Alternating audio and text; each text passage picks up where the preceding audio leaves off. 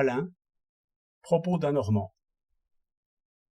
Hypocrisie et adultère. Un homme grave me disait hier, au risque de passer pour un conservateur, j'ose dire que notre temps m'effraie par une immoralité dont on n'a peut-être jamais vu d'exemple.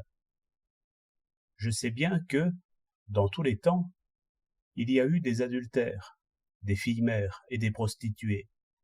Mais il me semble qu'en d'autres temps, on montrait du moins plus d'hypocrisie. On élevait des autels à la vertu.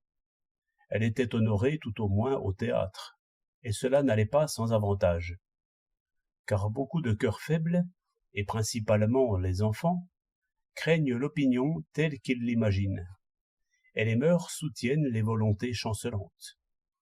Mais aujourd'hui, que voyons-nous? Le vice est mis en théorie. Les auteurs dramatiques affirment publiquement que rien n'a d'importance, et qu'il est moral, si quelque chose est moral, de chercher son plaisir. Cela m'annonce d'effrayants désordres, car la jeunesse parle maintenant comme l'âge mûr agissait il y a 50 ans. C'est pourquoi je pleure sur la France, et passe pour nationaliste.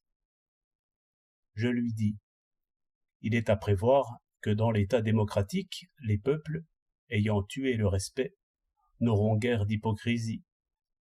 J'avoue que les changements qui suivront celui-là étonneront ceux qui n'auront pas voulu les prévoir et les interpréter comme il faut. L'hypocrisie est comme la monarchie. Elle n'a existé que parce qu'elle était utile. Mais elle était nuisible aussi à certains égards.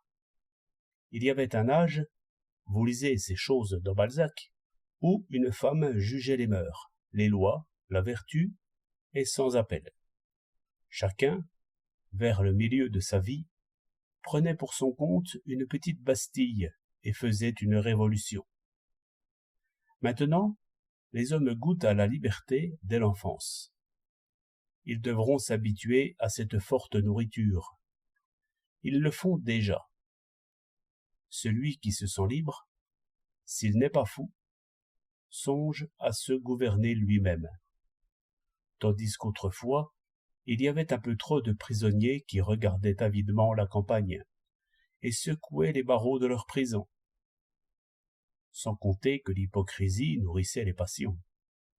Si les femmes adultères n'avaient pas à se cacher, je ne vois pas en quoi un amant serait plus amusant qu'un mari.